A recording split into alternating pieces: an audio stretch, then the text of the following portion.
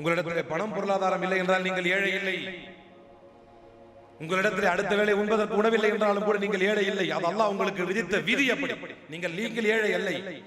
ஏழை யார் என்றால் நாளை மறுமையில் அல்லாஹ்விற்கு முன்னால் நன்மைகளை இழந்து தன்னுடைய குற்றத்திற்காக பிறரின் பாவத்தை தலையில் சுமக்கிறானே அவன் தான் ஏழை. மறுமையில் ஏழையாகி விடாமல் நம்மை நாம் பாதுகாத்துக் கொள்ள வேண்டும். மறுமையில ஏழையாகிடக்கூடாது.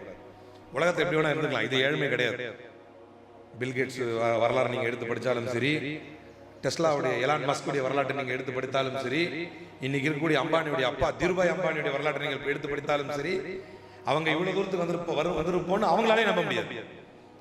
எலான் மஸ்க்லாம் ரொம்ப மோசம், பில்கேட்ஸ்லாம் பேப்பர் பாய். எலான் மஸ்க் கதெல்லாம் ரொம்ப கொடூரம். இன்னைக்கு உலகத்தினுடைய மிகப்பெரிய பணக்காரர், மூணாவது பணக்காரராக எலான் மஸ்க், ரொம்ப காலம் முதல் பணக்காரராக பில்கேட்ஸ், பேப்பர் பாய். சோ பணம் பொருளாதாரம் இதை தீர்மானிக்காது. மேல இருப்பாங்க, அவங்களே இவ்வளவு தூரம் வருவாங்க, அவங்களே முடிவு பண்ணிருக்க மாட்டாங்க, அவங்களுக்கே அது தெரியாது இவ்வளவு தூரம் வந்திருப்போமா.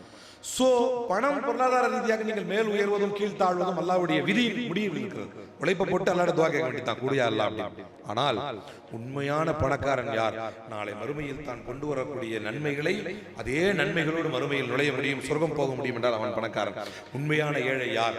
தான் வைத்திருக்கும் நன்மையே தனக்கு பயனளிக்காத வகையில் அத்தனையும் பறிகொடுத்து விட்டு பிறருடைய தீமையை வாங்கி நிற்கிறான் இல்லையா, அவன் தான் உண்மையான ஏழை.